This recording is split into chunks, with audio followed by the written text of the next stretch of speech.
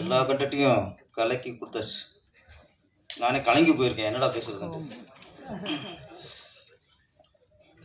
அதிமுக சார்பாக இங்கே வந்து வாழ்த்திய ஆர் உதயகுமார் சாருக்கும், திமுக சார்பாக இந்த இரவின் விழிகள் படத்தை வாழ்த்திய போஸ் விக்கெட் அவர்களுக்கும், நாம் தமிழர் சார்பாக இந்த இரவின் விழிகள் படத்தை வாழ்த்தி பேசி அமர்ந்திருக்கும் அண்ணன் கலைஞர் அவர்களுக்கும்,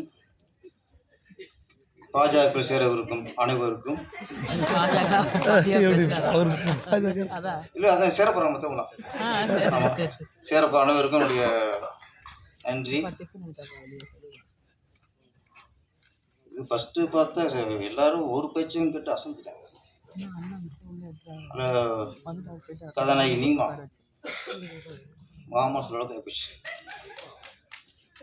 அவங்க நல்ல நடிகை நிரூபிச்சிட்டாங்க. அவங்க டைரக்டர் மாதிரி மிமிக்ரி, அவர் எப்படி பேசுவாரோ அதே மாதிரி மிமிக்ரி பண்ணாங்க பாருங்க. அங்கேயே சிறந்த நடிகை ஆகிட்டாங்க. அதை மிமிக்ரி பண்ணுறீங்க. அடுத்து கோமல் சர்மா அவர், அவங்க அரசியல் தலைவர்கள் பேசுகிற பேச்செல்லாம் பேசியிருக்காங்க. கலைஞர் சார் சீமான் பேச முடியாது, அவங்க பேசிட்டாங்க. சோசியல் மீடியா எந்த அளவுக்கு கேவலமாக இருக்குது, எதாவது தப்பாக யூஸ் பண்ணுறாங்க, அது எப்படி சரியாக யூஸ் பண்ணணும். உண்மையிலேயே ஒரு சினிமா விழாவில் வந்து ஒரு சமூகத்துக்கு தேவையான விஷயத்த சொல்லிட்டாங்க.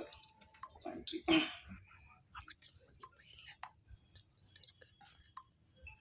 முதல்ல பாடல் இல்லை ஆர்எஸ் மிஸ்டர் வாழ்த்துக்கள்.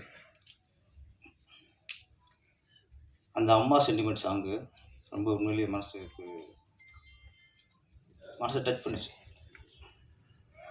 இசைஞானி இளையராஜா சாங்கு கேட்ட மாதிரி இருந்துச்சு. அந்த பாடகரும் இளையராஜா வாய்ஸு இளையராஜோட பயங்கர ரசிகர் போல இருக்கு.